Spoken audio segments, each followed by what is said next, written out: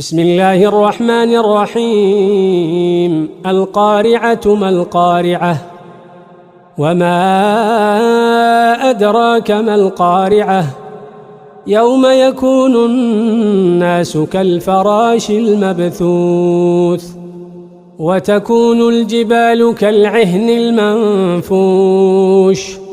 فأما من ثقلت موازينه فهو في عيشة راضية وأما من خفت موازينه فأمه هاوية وما أدراك ما هي نار حامية